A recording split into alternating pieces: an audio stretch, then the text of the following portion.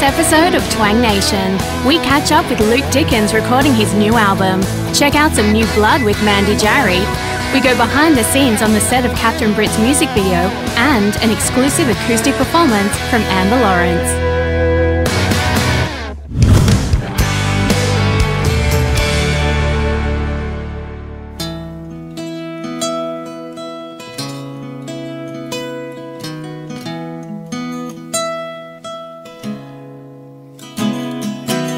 Strike a chord, hum a tune, know that this one's for you.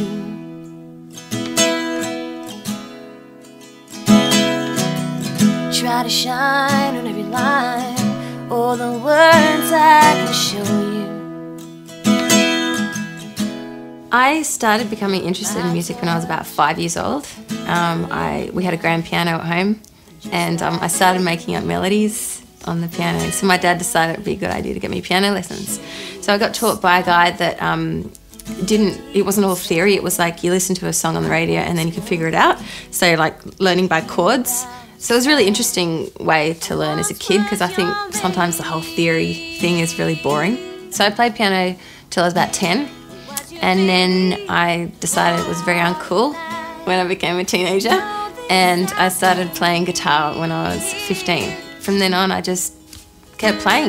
But I think that you may be the true love of my life. Usually when I'm writing a song, the first thing that comes to me is the melody. I think the melody is king in a song. I'll generally pick up the guitar, I'll play a chord, play another chord, and then it usually comes. Usually, if I'm lucky enough, the melody will just come out. I can't really explain it, but that's just what happens for me. Change the lines to nursery rhymes, the song cries out for you.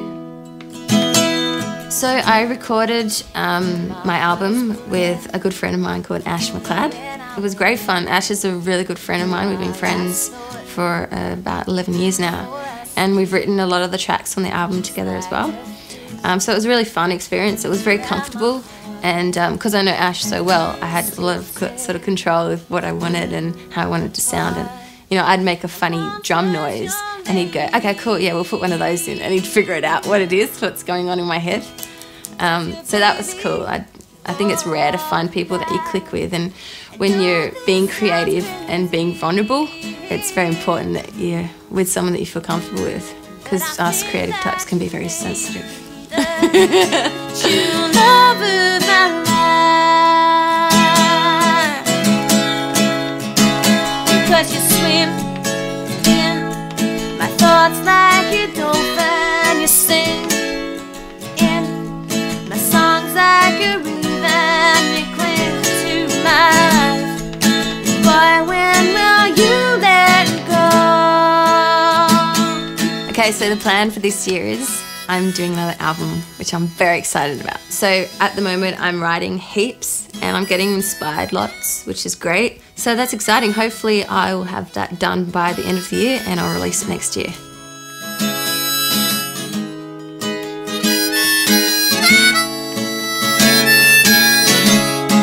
I once was your lady,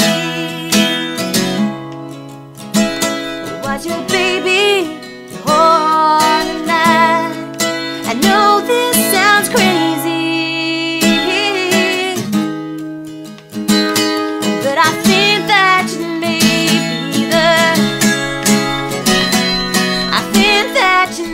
be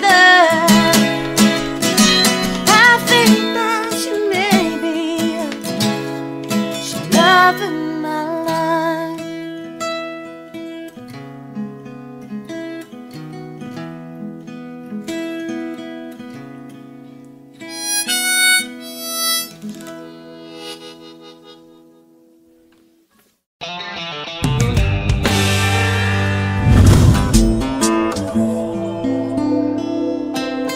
Well, I can remember back to when I was a kid. I was probably about 2 years old, sitting alongside my granddad, and he used to play the piano like so beautifully, you know, and he used to play the guitar and the clarinet and everything else as well. He had a trumpet and a sax, and he used to play by ear, and I thought he was an absolute magician. he was probably my biggest inspiration for a long time when I was growing up. You know, my granddad was the man that kind of helped me really, I guess, build a love for music. I wasn't always a musician, but I've always loved music.